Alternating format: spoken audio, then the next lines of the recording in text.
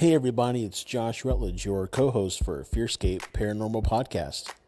Thank you so much for listening. If you'd like to support us more, please head over to our website, FearScapePodcast.com.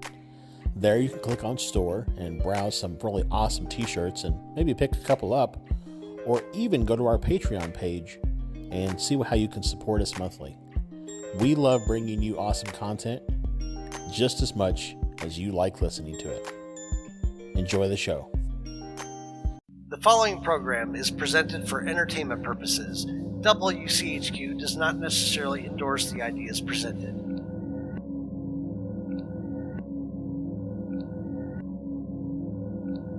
FearScape is a program that explores the legends and lore around many creepy and scary things. Information is researched and presented in an entertainment fashion and is presented based off of what we found. Legends have a way of changing over time, so beware.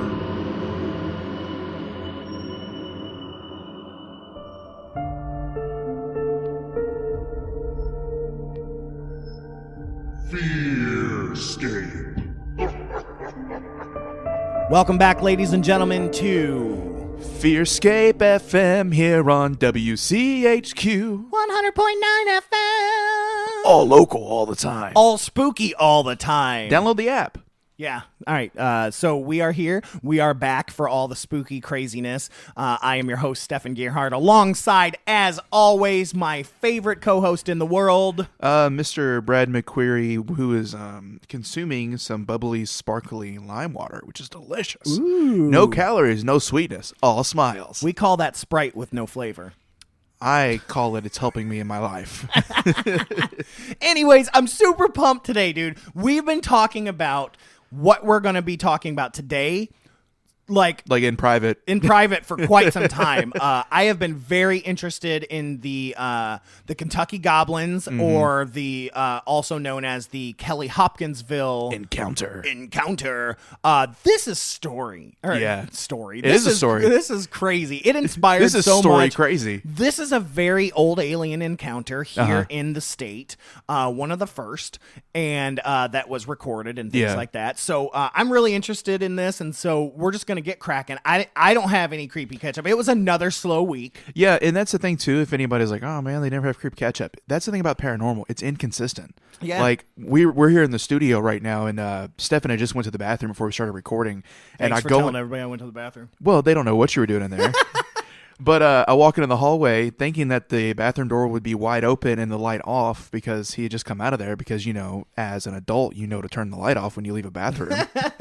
And I opened the hallway and the light's on, the door's cracked, and I'm like, oh, there's a ghost. And Stefan's like, now listen, I had to close the door a little bit and I left the light on.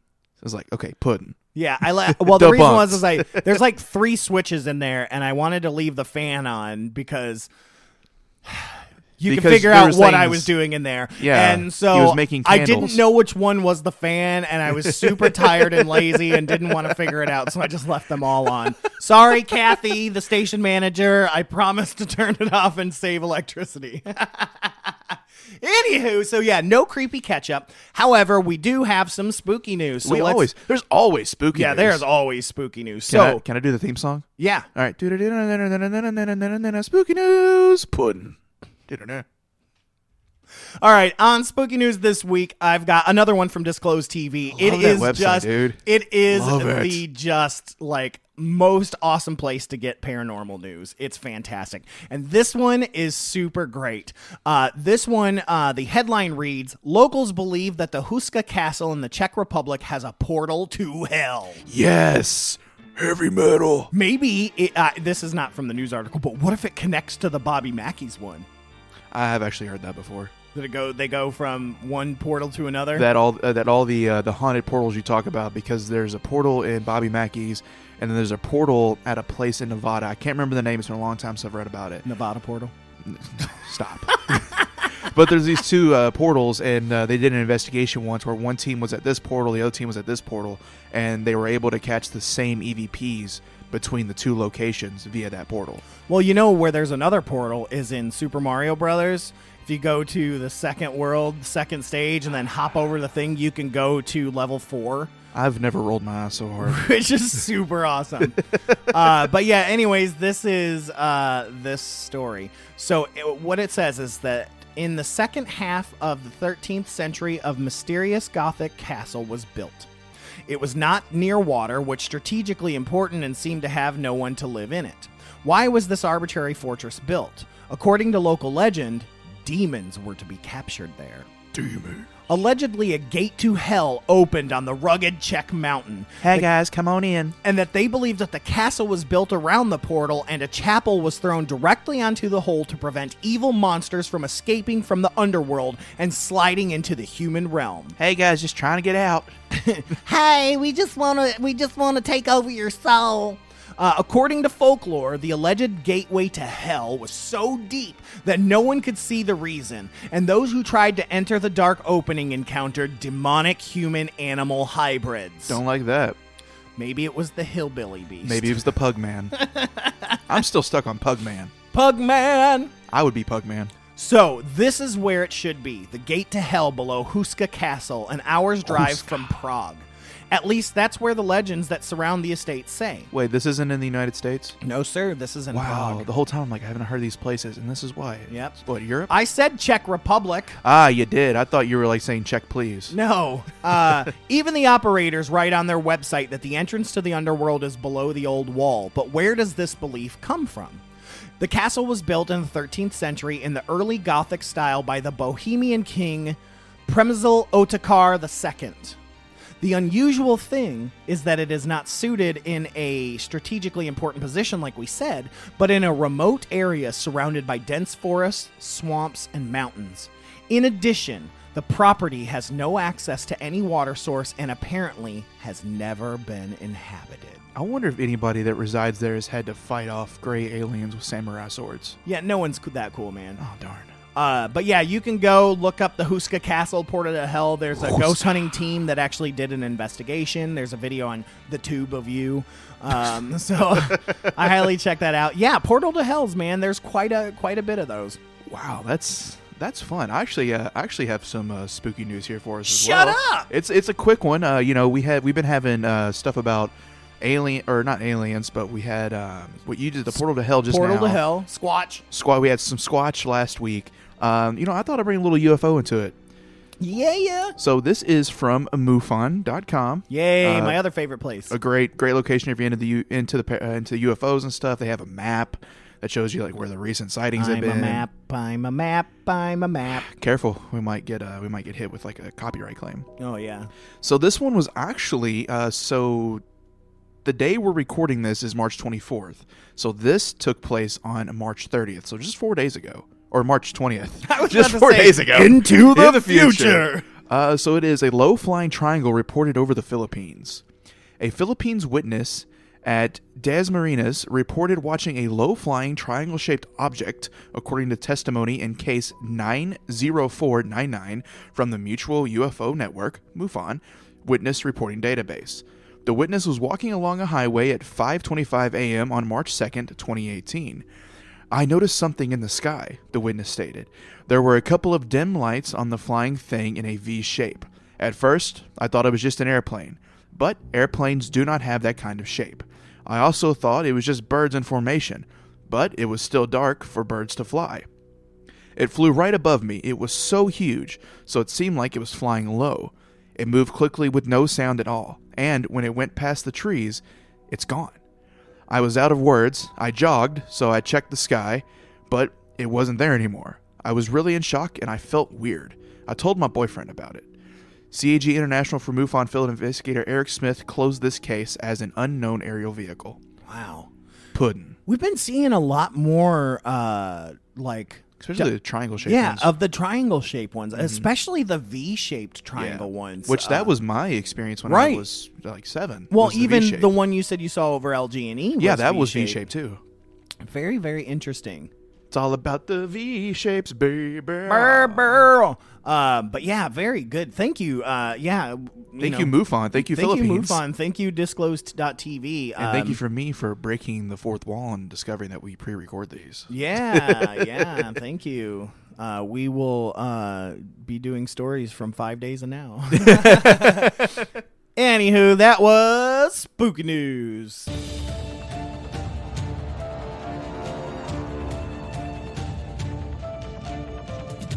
So, like I said, we're going to be talking about the Kelly Hopkinsville encounter, a.k.a. the Kentucky Goblins, which sounds like a biker gang. It might be. There probably is a Kentucky Goblins biker gang just a biker out of gang. Kelly or Hopkinsville. Yeah, just a biker gang of 4-year-olds. That's ridiculous. It's like not power wheels, but big wheels. Yeah. And tricycles. Just big wheels rolling through. Give me all your lunch money. What are you going to do? Shank me with a toothpick? Yes. oh, here's my lunch money. There's Sorry. kindergartners are protesting not enough snacks, and so they got the Kentucky Goblins there, making sure that no one bothers the protesters. You put an extra snack pack in that snack box? No, you better put another one in there. The Goblin's going to get you. Yeah, they threaten the teachers, They threaten them by breaking their rulers. Yep. What you going to measure now? They put them in small rooms and throw Legos on the floor and make them walk across them. The dark room, Legos on the floor. You make it to the door, you're free. If I hear you say ow, you're stuck in there forever. Yep. You better bring a snack pack with you. 4-year-olds are gangster. That's what we've come to find out. Super gangster. Anyways, yeah, so if you hear those plastic wheels rolling across the concrete, run. I hear that in my neighborhood sometimes, and I'm like, oh, have they finally come for me? They're coming for me. I'm sorry I ate the red crayon. I know it was your favorite. They're over there just eating glue. Man, the Kentucky Goblins sound so cool now. Yeah, so let's tell the real story of the Kentucky Goblins. Was there air quotes around that? Nope. The Kentucky Goblins, also known as the Kelly Hopkinsville encounter. Now, UFOlogists regard it as one of the most significant and well-documented cases in the history of UFO incidents. Wow. That's what I keep hearing. Yeah. A lot of people that recommended us to talk about this, they did. They kept saying that it's one of the most well-documented cases. Which surprised me because when I was reading, because I'll share at the end here the actual news article that was published about this incident. Reading it, I'm like, this is considered one of the most well-documented? Mm-hmm. This is insane. Because reading through, I'm like, oh, but then again, in today's age, we're so used to movies, we're like, well. Sure, this was 1955, right? Yeah, 1955. And so back then, I mean, the movies were just, there was no Forbidden Planet. And yeah, there is no theater.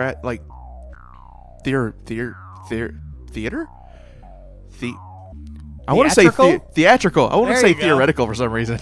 That's why I thought you were going at. There's no theatrical influence on this, like with some other ones we'll cover either on the podcast or in the future, like the Betty and Barney Hill, incident and all that stuff. There was a lot of, it was because they just watched this show, this movie or something like that was on TV. None of that really existed, and what you'll find out about the people who had this incident, they weren't the most well-educated people. They were very simple folk. Mm-hmm. So for them to just make up this elaborate incident is impossible. Collectively. There was 12 people involved in this, not including the police, military police were involved as well. Mm-hmm. This thing is insane. This reminds me a lot, before we even get into it, just the opening that you're talking about reminds me a lot of the Walton incident, aka Fire in the Sky. Which you can find on our podcast. It's a great episode. It's a really great episode. There was a lot of documentation there as well, as well as the Ammon's Demon House. Mm-hmm. How well documented that was in terms of a haunting. Now, the only difference between those and this is the number of people. So with the Walton incident, it's about 4 people, and then only one person can actually clarify they were in the ship and they experienced it. Though all of them saw the ship. And all of them saw the ship, right. But only one has the quote-unquote experience of being abducted. And then the Ammon's Demon House, Ammon's, Ermins, whatever. Almonds, Almonds best. There in Gary, Indiana. Yeah, up in Gary, Indiana. That one has a lot of speculation around it being a ploy to like avoid paying a lease or something like that. Right. So there's implications to these two stories. To this one, there's no implication of they were trying to get out of a lease. They were trying to not pay something because they were very simple folk that had a farm that were just trying to get by. Yeah, and this creepy happens stuff to just them. happened. So let's get right into let's it. roll. So, while skeptics say the reports were due to the effects of excitement and misidentification of natural phenomena such as meteors and owls, one of the best known and best documented close encounters of the third kind, not time, to people who don't know what that is, a close encounter of the third kind is physical and visual contact without any kind of abduction. So, a fourth kind, you're abducted. Yeah. Third kind is an actual visual and physical contact with an extraterrestrial unknown presence. Right. So the being actually has to be there. So Yeah. second kind, I believe, is what, the UFO. You then? just like see the UFO. I believe second kind is you're seeing the UFO. Close encounter of the first kind is you think you saw something. Sure. We'll have to double check those for sure. But yeah, those. Yeah, are, we'll double check and we'll fill you in at the end of the episode. Right. Something else you had mentioned in there. Oh, what was it? Never mind. I can't remember what it was. Simple folk. No. Oh, okay. Towards the end there, I was gonna make Oh, meteors and owls. Yes. Uh-huh.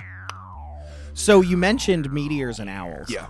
And for those of you that do study any type of UFOlogy or aliens and things like that, owls are very consistent as well. They really are, especially the type of owls we'll talk about towards the end of the episode. Yeah. That they believe were actually these creatures. Yeah. Well, and the fourth kind, the movie, the fourth kind talks about that a lot.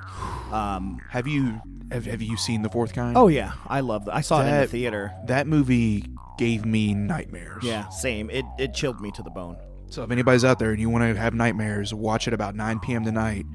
No, not tonight because we're 'cause- on right now. Jeez. Well, watch it after this. After you listen to this, go watch Close Encounter of the Fourth Kind, or it might just be called the Fourth Kind. It's just called the fourth. The Fourth Kind, and it will make you change everything you think about the paranormal, about UFOs. It's great. Yeah, it's really good. So much fun. So this thing is one of the best documented close encounters of the third kind to come from the modern era of ufology. This is what allegedly took place between August 21st and August 22nd, 1955, near Kelly, Kentucky. This case is distinguished by its duration and also by the number of witnesses involved. The main point of the case has been discussed by several authors, including Dr. J. Allen Hynek, who devoted 6 pages of his 1972 book, The UFO Experience, to it. A 1979 publication from the Center for UFO Studies, also known as CUFOS, authored by Isabel Davis and Ted Bloucher, puts the illustrations and photographs of the site, the creatures, the UFO, and the witnesses of one of the more fascinating CE3 cases ever to occur in the United States. Wow. Which is insane. Every time I've read this, it's like, man, right here in Kentucky, not far from where we are, was the most well-documented and like pudding moments of the UFO world. Yeah, the book that I used last week to talk about the Kentucky Wild Man. The monster one? The monster Great book. By Nick Redfern. He has like 3 pages in this like essentially encyclopedia of monsters and stuff devoted to the Kentucky Goblins as well. It is definitely highly documented, and in this like the first instance of like little green men, like that even though from the incident the term little green men was eventually coined from this incident, from the actual like witnesses themselves, the witnesses never called them little green men. Right. That never happened. Oh, it's usually but it the just media. got coined later on by the media. Yep. But yeah, that's so cool that wasn't even really a thing until this incident. Yeah, this here incident in is what Kentucky. caused it all to happen. And Roswell had happened what? Like in the 40s. 40s? Yeah, 10 years prior to this. But that information probably hadn't reached Kentucky yet. And I think he was a gray anyways. Yeah, he was. So we'll set the scene for you. The scene was a small farm outside of the Kentucky town of Kelly. Inside the farmhouse were 8 adults and 3 children. The night was dark, clear, and hot. At about 7 p.m., Billy Ray Taylor, a friend of the Suttons and owner of the farmhouse, came in from the well with his quote-unquote wild stories that he had seen a really bright flying saucer with an exhaust of all colors of the rainbow fly over the sky and drop into a 40-foot gully near the edge of their property. However, the Suttons did not take him seriously and laughed the story off as an embellishment of seeing his quote-unquote flying star. Here's a PSA, guys. Believe PSA? people. Believe, yeah. At least until you've done some investigating. I wouldn't even really say believe. It's like the law system. Innocent proven guilty, real until proven false. Well, it's like every horror movie that is out there. The premise is that someone's seeing something and the people in their life don't believe them. More than likely, it's usually like a husband or a wife that doesn't believe the other person, or parents that don't believe the kid. Until I'm telling see you it for right now, themselves. if I ever have a kid and my kid says, I saw a demon in the room, we're staying the night at Hojo. Daddy, I seen a demon in the room. I'll get my sage. Yep. I will believe it in 3 seconds because I had my own experiences growing up. I know that this stuff is out there and that it's real, and I will believe you. You're going to be a great dad with your sage. She's going to be giving birth, my wife, and sage in the room. Sage in the room. Demons be gone. She said words I've never heard before. So half an hour later, the family dog began barking violently and eventually put its tail between its legs and hid under the house. This is a big thing we've talked about on here in the podcast. Animals can sense things. They see what we cannot see. So if your animal starts freaking out, you should probably start worrying a little bit. The two men, Billy Ray Taylor and Lucky Sutton, went to the back door to see what was bothering the dog and noticed a strange glow approaching the farmhouse from the fields. When the light came nearer, they resolved what caused it. A glowing 3.5-foot tall creature with a round, oversized head. The eyes were large and glowed with a yellowish light. The arms were long, extended nearly to the ground, and ended in large hands with talons. Can I stop you? Sure. 2 weeks ago, Uh-oh. I had mentioned to you in our creepy catch-up that the creature that I saw hanging from my ceiling fan. Yeah, had the long arms It like was orangutan small. look. Yeah, it had very long arms Huh. and like dangly fingers and was spinning around. And you haven't read this research. No. Oh, and so wow. I'm kind of creeped out a little bit now. It had red eyes, but we have talked before that there's a possible link to alien abductions and things like that, Yeah. and sleep paralysis and night hag, and so that's got me a little freaked out. Just gonna go ahead. But and I read that part there, and I looked up at you, and you kind of like took a little bit back from the mic, like, oh no, he's about to come through that door right now. Yep. The entire creature seemed made of a silver metal. As the creature approached, its hands were raised over its head, as if it were being held up. Understandably startled, the two men reacted by grabbing their guns, a 20-gauge shotgun and a .22 caliber rifle. Withdrawing slightly into the house, the men waited until the creature was within 20 feet of the back door and then fired. The entity flipped over backwards and then scurried off into the darkness. After a few minutes, when it did not reappear, they returned to the living room only to see another creature, this side, outside the window. They fired through the window screen at it, and again, the creature flipped and disappeared. Certain they had hit and disabled the creature, the two men went outside to find the body. As they started out the front door, Billy Ray, who was in the lead, paused for a moment, and underneath an overhanging roof.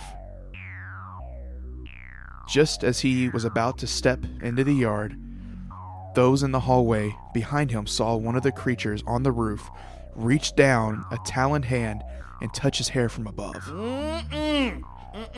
Nope. The people indoors screamed and pulled him back inside. Lucky Sutton rushed out into the yard, turned, and fired point blank at the creature, knocking it off the roof. There was another creature in the maple tree close by. Both Lucky and Billy Ray fired at this one and knocked it off the limb. It floated to the ground and then ran off quickly into the darkness. No. Immediately, another entity, or perhaps the one that had been knocked off the roof, came around the side of the house almost directly in front of the group. Lucky fired his shotgun point-blank range, and the result was the same. No effect.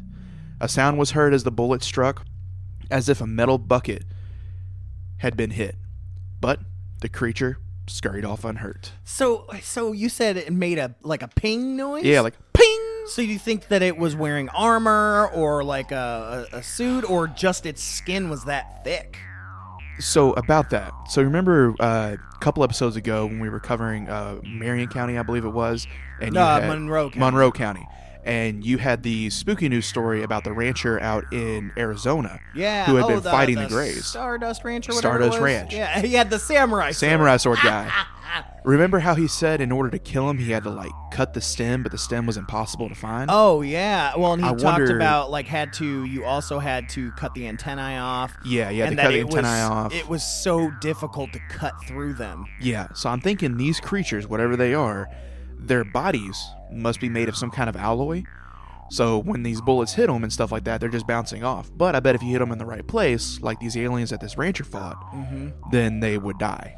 Right, so it reminds me of like, this is going to sound really nerdy, but in Doctor Who, the Santarans, who are like these like bounty hunter type dudes, they look like potatoes. I believe you. Never seen them. But they have a weak spot in the back of their neck that if you hit that, it takes them down. Oh, Pretty much. like a Attack on Titan. To take out the Titans, you gotta slice the nave in the back of their neck. Right, yeah. So basically, there's the weak spot, and so I wonder if that's similar. Everybody's got a weak spot. Weak spot? Yep. Everybody's got a weak spot. Mine is pugs. Mine is pizza. Pizza. It's true. It's like every city we go to, you're like, we gotta try the pizza here. Which, by the way, shout out to old school New York pizza in the East End out there. I went and had that the other night. Super good pizza. Did it taste like New York pizza? It did. Oh, wow, It really okay. did. It was phenomenal. So, understandably concerned that their guns were apparently useless, the men returned to the house to join the frightened women and children.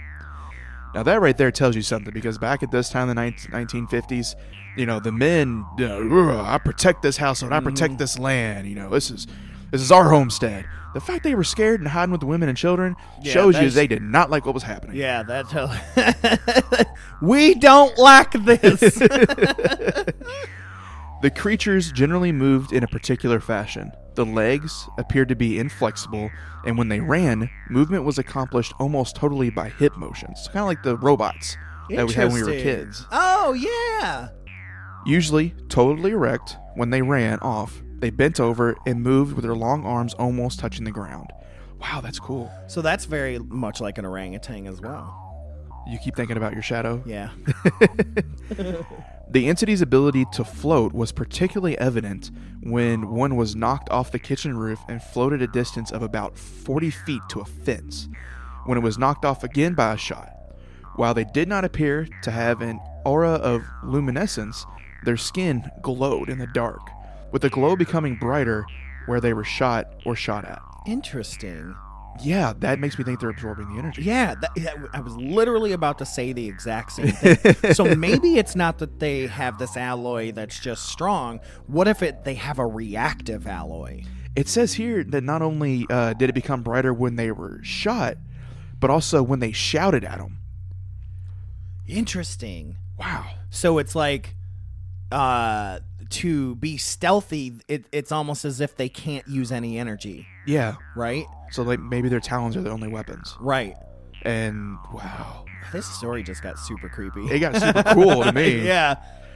So Miss Lanford, the mother of the family, counseled an end to the hostilities. Despite the fact that they had been shot at a number of times, no aggressive action was ever proffered by the creatures. However, the children were becoming hysterical, and the creatures kept returning to peer in the windows at different intervals. Now that's another common thing. So just to peek in. Yeah. So there's a very famous alien video that's out there that we're gonna cover one day on the podcast and possibly even here. But I don't offhand because I don't have the information because I wasn't ready for this. But like it's him peeking in the window. I know exactly what video, because thinking about it gives me goosebumps. It does. It's so creepy. The worst one, that same guy, the one that caught the video of it peeking his window, also caught that same creature in his house. Oh, yeah. Peeking around the Oh, corner. yeah. Like I said, his story is incredible. Yeah, Look at these goosebumps, too. dude. Yeah. It's crazy. His story is incredible. His evidence is overwhelming. Yeah. And but then it gets really sad. His story gets really weird. It does. We'll definitely cover it. Yeah. It's super And sad. I don't mean sad as in he died or something like that. Just It just gets weird. weird. By 11 p.m., the family's patience had worn thin, and they all got into 2 automobiles and headed at top speed to the nearby Hopkinsville Police Department. Which back then was like 45 miles an hour. Yeah, No. it was a long way away.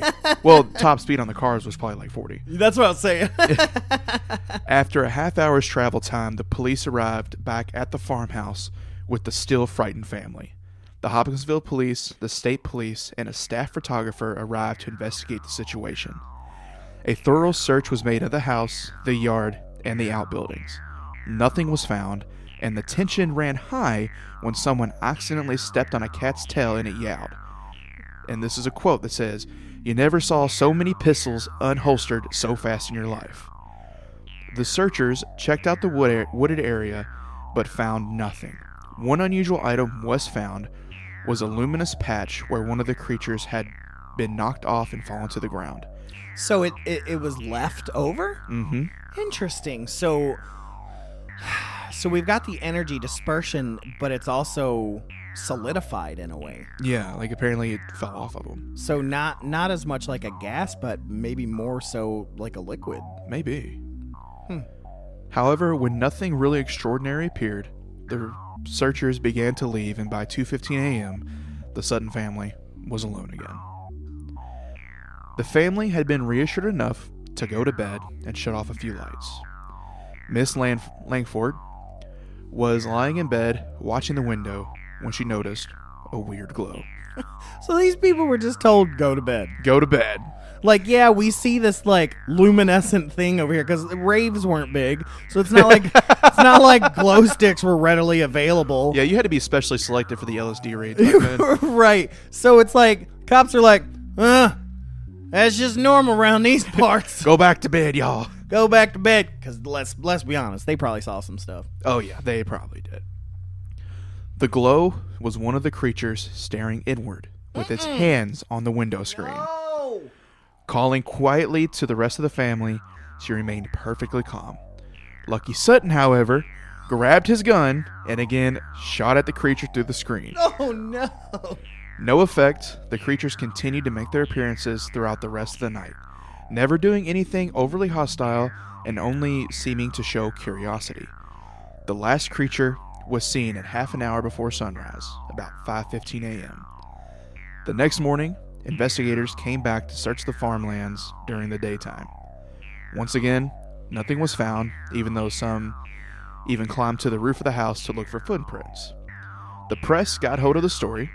Besides the reporter who had been accompanied by the police out during the night, the local radio station and many reporters from other papers in Kentucky, Indiana, and Tennessee arrived at the Sutton house. As the news spread, the general public began to show up, and cars were backed up far through the property.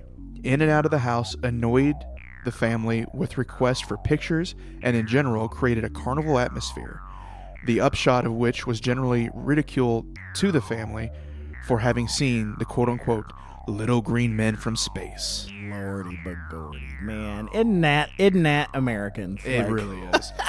You seen little green men from space? Oh, you a hoax. You fake. Like, in the 1800s and before, they would create these mobs to destroy the creature. In the 1900s, they created mobs to see the creature. However, on the same morning, Andrew Ledwith, an engineer with the local radio station, decided to stop into the station for a talk with the chief engineer. It was Ledwith's day off. He learned of the happenings on the Sutton farm the night before, and because of his interest in UFOs and his previous experience as an artist, he decided to go out and interview the family. It is fortunate that he did. The publicity became so obnoxious to the Sutton family that they later simply avoided telling the story and refused to cooperate. Ain't that a shame? It really is. You know, the same thing happened to Betty and Barney Hill. Like, they got so tired of it that they just kind of stopped talking about it for a while. Yeah.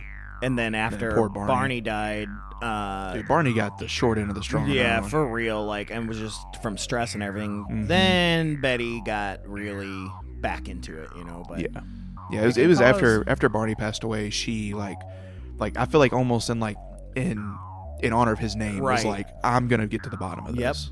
Agreed. Now, the only exception to them avoiding the press and talking about it was they would talk with Isabel Davis, who was a reporter for CUFOS. So the drawing that Mr. Ledwith created on the afternoon following the sightings we'll actually post on our Instagram pages and our social media. It is the picture of the creatures that they had come across. So how can such a tale be accepted at face value, one asks. After all, the family itself was considered a low social status by the townspeople. 2 of the men had worked for a carnival, and it would be argued that they were familiar with the art of being a trickster. The most telling criticism of the incident, however, is that there is absolutely no physical evidence whatsoever that the incident actually occurred. Skeptics point out that no footprints were found, the ground was extremely hard, no marks were on the roof, although the creatures seemed nearly weightless and may not have left marks. Right. There was no blood on them, the bullets did no apparent damage. Maybe they don't bleed. Maybe they don't.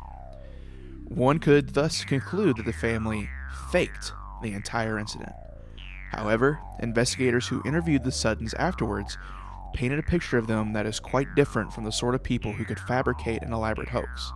They were uneducated, simple farm folk with no apparent interest in exploiting the rather considerable publicity that they received.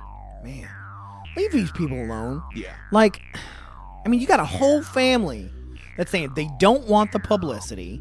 Exactly. Like, get off them. Like, they saw some stuff.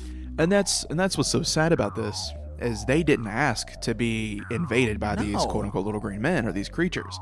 So they're just, trying to have a simple farm life. They're simple people. How can you be skeptical of something we don't understand? Exactly. You know what I mean? And I know that phrase itself sounds stupid, but it's like, how can you have scientific explanations for why something can't be when there's on no something science behind it? Yeah. Like, how do you know if the alien bleeds? Mm-hmm. How do you know? Did you abduct one and dissect it? Right. How do you know how heavy it is? How do you know these things? You're using Earth-based knowledge to describe something otherworldly. Exactly. It's like, our knowledge here is limited. That's why we have trouble understanding the things we see that we don't understand. It's like, I can't wait. I can't wait for one day for aliens or things like that to come to the surface and be real, because you think about how much stuff through history was considered crazy or faulty or things like that, right? Exactly. That turned out to be science. Yeah. Like, it became real. It's just there was no understanding for it. Yeah, why do things fall to the ground when you throw them? Right. Oh, gravity. We figured out what that was. The magic, the metaphysics, why and is the Earth paranormal of the past is the science of today. Yes. And then the mythology of today will be the science of the future. Amen. Amen. Toast, I'm going to drink some bubbly. Bubbly water, not anything else. So, as a special treat to the WCHQ listeners and the blanket huggers out there, I have the Kentucky New Era newspaper article from August 22nd, 1955. Cool. So I'm going to share this with you all now. This is the actual article? This is the actual article. Awesome. And honestly, after reading this article a few times, just the way it's worded, the grammar and stuff like that, you can tell that, this, what you would see is like a lower social status. Cool. I'm going to be quiet. Well, let's do it. Story of a spaceship. 12 little men probed today. Kelly farmhouse, scene of alleged raid. BR strange crew last night. Reports say bullets failed to affect visitors. All kinds of investigations were going on today in connection with the bizarre story of how a spaceship carrying 12 to 15 little men landed in the Kelly community early last night and battled occupants of a farmhouse. Most official of the probes was reportedly being staged by the Air Force. More than a dozen state, county, and city officers from the Christian and Hopkins counties went to the scene between 11 p.m. and midnight and remained until 2 a.m. without seeing anything either to prove or disprove the story about the spaceship and its occupants. The farmhouse is located on the old Madisonville Road about 8 miles north of Hopkinsville. The property is occupied by Cecil Lucky Sutton, one of those reported experiencing last night's phenomenon. There were some 10 to 12 persons at the house, including several children, but investigating officers were not able to determine exactly how many of those present actually claimed to have seen any of the little men from the spaceship. Only other person whom officers quoted directly was identified as Billy Ray Taylor. One account said Taylor is a visitor from Pennsylvania, which recently had a similar report of a spaceship near. Neither Sutton nor Taylor was at home when officers returned to the scene this morning. All right, I'm going to break away from this news story real quick. So apparently, this Billy Ray fella had seen a spaceship in Pennsylvania. Oh, so he's seen two. So this is his second encounter. Oh man, that most stories that tends to be that they've at least seen one earlier in their lives. That's crazy. Yeah. All right, back to the story. The story broke around 11 o'clock last night when two cars, one bearing a Pennsylvania license plate, drove up to Hopkinsville Police Headquarters. Officers, then at the station, said the two autos contained at least 5 adults and 7 children, all apparently highly excited. Spokesman for the crowd told of how something resembling a spaceship or flying saucer had landed at the back of their house near Kelly, and 12 to 15 men, who appeared to be about 4 feet tall, had got out of the ship and come up to the house and done battle with the occupants. Quote, "We need help," one of the men said. Quote, "We've been fighting them for nearly 4 hours. Forest City Police Chief Russell Greenwell, T.C. Gross, Doris Francis, and Gray Salter drove to the scene to see about the quote-unquote little men. By radio, contact was made with state troopers R.N. Ferguson, Jr., and G.W. Riley, and Deputy Sheriff George Batts, all whom joined the motorcade to Kelly in their own vehicles. 4 MPs also went. The radio discussion also brought 2 Hopkins County deputy sheriffs and at least 3 state troopers from the station to Madisonville. First arrivers found the scene deserted. The 2 cars which had brought the report to Hopkinsville did not return to Kelly Farm until after officers had arrived and looked the situation over. The officers reported they found no tracks of little men, nor was there any mark indicating anything had landed at the described spot behind the house. There was a hole in the screen at the window, though, which occupants said a shot had been fired at one of the strange little men. Both Chief Greenwell and Deputy Sheriff Batts said they got approximately this story from the still terrified and excited Sutton and Taylor families. About 7 p.m., one of the men went out of the house to get a bucket of water. He saw what looked like a flying saucer come over the trees and land in a field at a point about a city block behind the house. There was no explanation, only a semi-hissing sound, and the watcher returned to the house with the bucket of water. A short time later, somebody reported one little man with a big head and long arms were approaching the house. The men were described as having huge eyes and hands out of proportion to their small bodies. The visitors were wearing what looked like a metal plate. The men got their guns, a shotgun for Sutton and a .22 caliber target pistol for Taylor. By and by, one of the little men pressed its face against the window, and the shotgun was fired through the window. The face disappeared. The men decided to go outside and see if the visitor had been hit. Taylor was in front. When he emerged from the front door, a huge hand reached down from the low roof above the door and grabbed him by the hair. He pulled away, and the 2 men went on out of the house. One of the strange little men was in a nearby tree, and another was on top of the house. A blast from Sutton's shotgun knocked another one of the men down, but did not appear hurt. He disappeared in the darkness. Taylor reportedly opened fire on other members of the invading party, also with little effect. The battle went on for some time. When the occupants of the house saw their chance, they jumped in their cars and drove to Hopkinsville for help. Deputy Sheriff Batts said the men told him that in all they fired about 4 boxes of .22 pistol shells. So breakaway real quick, so anybody wants to know how many that is, that's probably about 100 shells easy. Woo! The officer quoted a neighbor saying that he heard shooting over at the Suttons, but distinguished only have heard 4 shots and mistook them for firecrackers. Most of the officers remained at the site for more than 2 hours. During the period, approximately 25 people were on the case. The only excitement during the period the officers were there came when an MP happened to step on a cat's tail while walking in the darkness near the house. The cat let out a squeal for a few seconds, and then there was as much activity and scurrying around on the part of those present. 2 officers who reported to the Kelly area early this morning reported hearing the Little men had reappeared around the Sutton house around 3:30 a.m.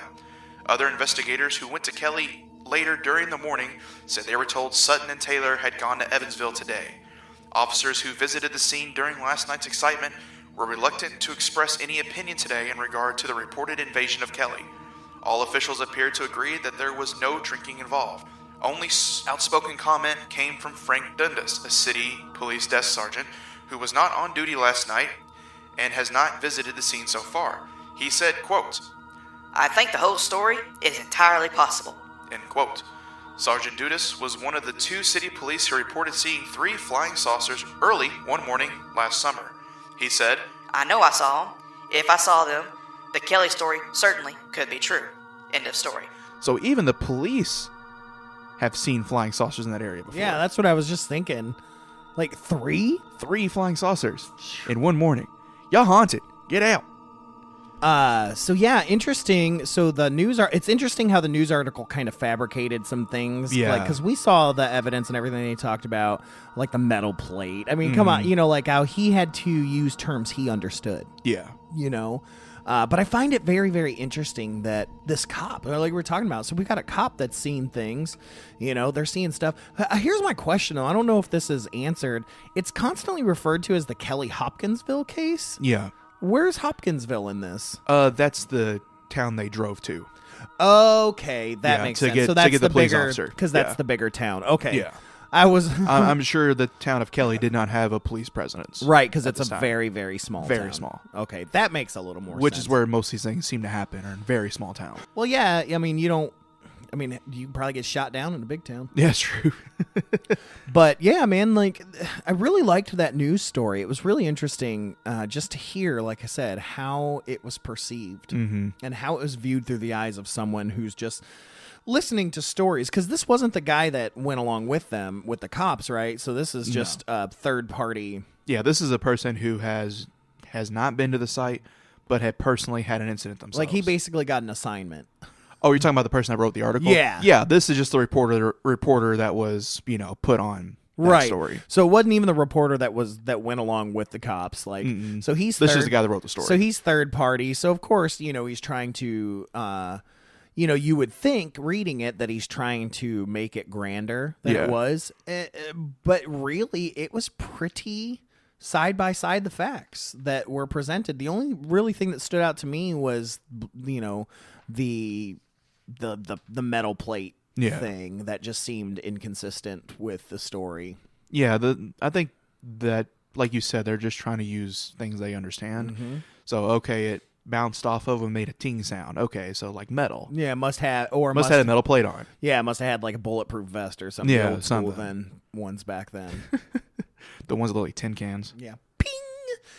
Anyways, what else we got on this? So this actually had a lot of influence on pop culture.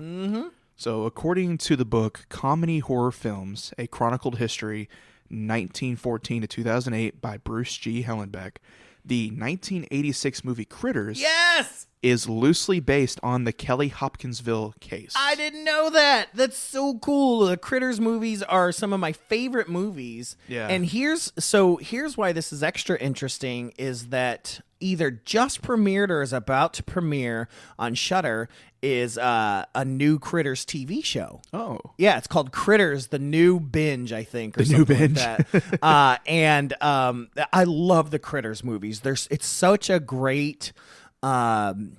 like horror comedy, and Leonardo DiCaprio was in one of them in one of his first roles, and stuff like that. And on my other podcast that I do on Happy Campers, we are going to be going over the Critters series on one of the episodes this year. So we're going to be talking about that too. And so now I've got some extra added information. Well, ain't y'all fancy? That I can put into that. So I think it's so cool because I absolutely love Critters, and they're super creepy. Like, and they come en masse and they're from outer space. Now they're a little more like furry and things like that. But yeah, the Critters movies are A little such more cuddly. 80s cheese, man. 80s such cheese. 80s cheese, but I love it. The Pokemon Sableye, introduced in the Pokemon Ruby and Sapphire, Really? is based on the goblins described in the Kelly Hopkinsville encounter. In the games, they are animated with a swaying or waiting motion based on the creature's reported gait. That's so cool. How do you spell that? Sableye. Looking that up because I want to see what it looks like. Oh, you never seen Sableye? Not, I can't picture it. Oh, okay. Oh, okay. Ooh, yeah, I can definitely see that for sure. For sure. That's so cool.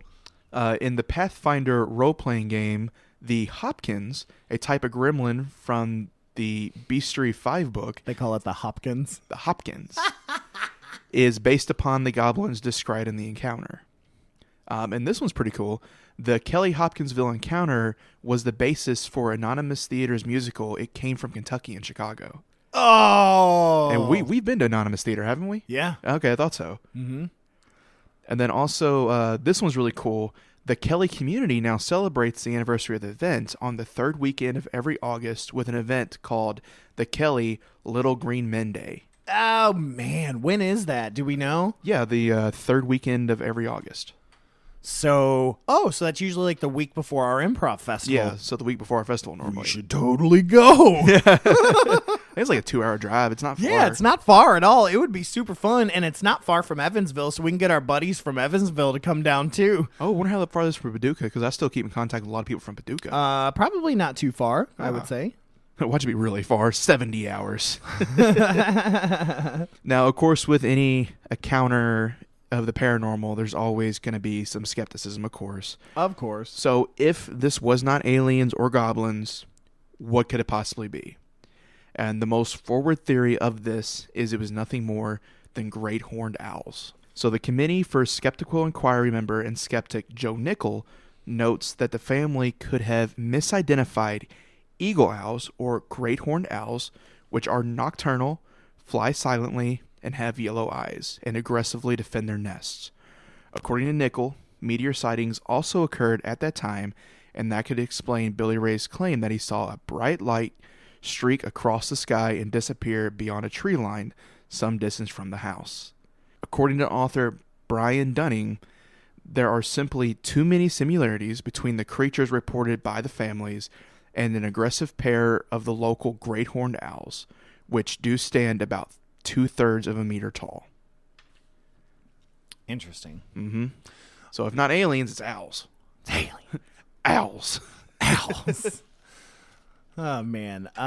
So there is not only that, but there are still sightings to this day. Mm-hmm. People still in the Kelly area and around that area still claim to see things. Fact, January 25th of this year, there was an interview on Coast to Coast AM with George Noory with a director of a docuseries that has in fact gone on in search of the Kentucky Goblins. It's called Hellier.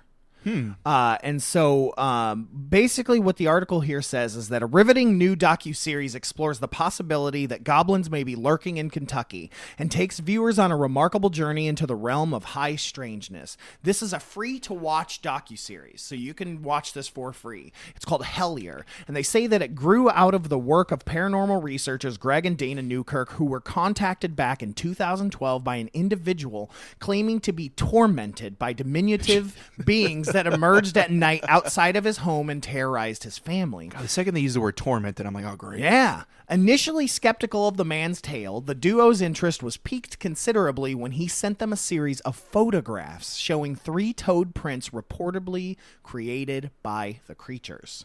Although the alleged witness subsequently vanished, the Newkirks' fascination with the odd story never diminished, and they eventually teamed up with director Carl Pfeiffer to look into the case and document their own investigation. And alongside paranormal researcher Connor James Randall, the group journeyed to the Kentucky town of Hellier, which isn't far from Kelly and Hopkinsville, where the goblin encounters were said to occur. Looking for the man who had initially written to them, as well as the odd creatures that captured their attention and wouldn't let go. Without spoiling the series, what followed was a fascinating boots-on-the-ground expedition rife with colorful characters, strange synchronicities, and a number of truly eerie events. Puddin'. So check this out. You can find out more about Hellier on the Coast to Coast AM website, and I also believe that Hellier.tv, so HELL IER.TV, I believe, should take you to their website. I'm double checking right now. Yes, so it takes you to the website, and it says watch the first season for free right here. And so I'm definitely going to check that out because I just learned about it. Well, don't do it right now. We have to finish this. Oh, okay. Yeah, go and click off that. That's it. But yeah, so really cool, man. You know, like, and my favorite thing is Pathfinder because I play D&D myself, and Pathfinder is a form of D&D. Yeah. And it's great that they called it the Hopkins. Like, The Hopkins. Because you can't call it the Kelly. It's just, No, the Kelly's weird, and it's like, oh yes, these are the Kellys. like the Kellys. But yeah, this is really, really great, man. Great stuff. Thank you for the research on this. Oh, absolutely. This was actually pretty fun to research. Yeah, I'm still really freaked out that this is what I saw. But however, so yeah, let's go ahead and move right in to some listener story. Oh yeah, That we've got. Just a reminder to everyone that's listening. listen tight. Listen tight, ladies and germs. You can send your listener story to FearScape Stories at WCHQFM.com. Just type them up. Send it to us. We will read it on air. We'll make it dramatic. You can stay anonymous if you want to. You can use a different name. We can make up a name for you. It doesn't matter. Yeah. Or feel free to do that. And Just don't let me make up the name, because I name everybody Ghosty McGhostface 1, Ghosty McGhostface 2. Ghosty McGhostface the third. Yeah, You know. I'm terrible at names. And, you know, if there are Kentucky writers out there that write paranormal stories and things like that of different encounters and stuff like that, we'll promote your book as well. Let us know. Hit us up. FearScape Stories at WCHQ.com. So this week, I have a really cool listener story. It comes from my mother. Ooh. Patty Whitman. So I think I told you over the Christmas break last year, I sat down with two of my family members, my mom and my sister. You mean you held them hostage in a room and with then made stories? with Legos on the floor. I had the Lights small off. Kentucky Goblin biker crew with me. Yeah. Doing what they do best. But, you know, my family is very open to the paranormal. And so I had them tell me about their encounters throughout their lives. Different things like that. And so I got a number of stories from my mom and a number of stories from my sister, who we've already heard a few. Yeah. So this one, it comes from my mom, Patty Whitman. When I lived in Albuquerque, New Mexico, in an apartment, and Stefan lived there with me too, and Dustin. And maybe David was there. And Stefan and David and Dustin used the Ouija board. And then they told me that there was a lady living there, but didn't really have anything much to say about her. But there was a guy there that was a spirit. And he was there, and he just wanted to be left alone. And I said, that's okay, because I like being left alone too. Well, then, as time went by, the spirit would say, Patty, Patty, Patty, help! And I would think it, and I would be in a dream. And this would come into my dream. And I would think it was one of my boys. And I'd wake up, and nobody was there. So, I still didn't know about him, that was him doing that yet. But I was trying to figure it out. And then all of a sudden I started to get knocking on the door, front door. And then I'd go to the front door and nobody'd be there. And then I started working at nights at the laboratory. And my friend Shannon would come by the centrifuge, and mysteriously the lid would slam closed. And then also other times, mysteriously, a pen would fly off the table at her. And another thing that happened while I was in the lab was this piano playing. And I'm not really sure if that was the same spirit or a different one, because there were spirits in the old building before they moved to the new laboratory, and one of them could have came with the building. Anyway, my mom died. Well, when my mom died in March of 2007, I came home from Toledo, and I laid on my couch and I cried for a week. Hard crying. And one day, all of a sudden, this hand patted me on my shoulder like it's going to be okay. And I looked to my right to see it, who touched me, and I see this black swish go into my bedroom. And so I knew for sure that was a spirit. And I felt like it was a familiar spirit. So anyway, then in August, I went out to Toledo to visit my family. And when I was there, because I got used to this spirit being around me, and I asked my daughter, Trisha, if she would tell me if she could see who that spirit was. Well, she described him as not very tall. He had a plaid shirt on, like a dress shirt, plaid shirt, and jeans. And he told her that he liked to be funny. That's why, hence the jokes at the laboratory with the pens flying and acting like he was knocking on the door, and then I'd get there and nobody'd be there. So he was a little joke. He's a jokester. He's still with me. All right, yeah. So that's then. You got a haunted family. That's my mama. She, when she was a kid, it just I can't imagine. She said she's just had things happen to her almost her whole life, and so good times. Good times. Good times. Thanks for passing that on, Mom. Anyways, that's our time. Thank you guys so much. Make sure to download the WCHQ app so that you can stream this, even if you're not at home or near a radio. You can stream this live on the app, or just go to WCHQFM.com to listen. And if you're missing this when it's airing, you can always go to the SoundCloud page and find FearScape FM and listen anytime you want to. Anyways, thank you so much, Blanket Huggers, for tuning in to another episode of FearScape FM. This has been Stefan, and I will catch you on the flip side. And this has been Brad. Hold those blankies extra tight. Good night, folks. Night, night, y'all.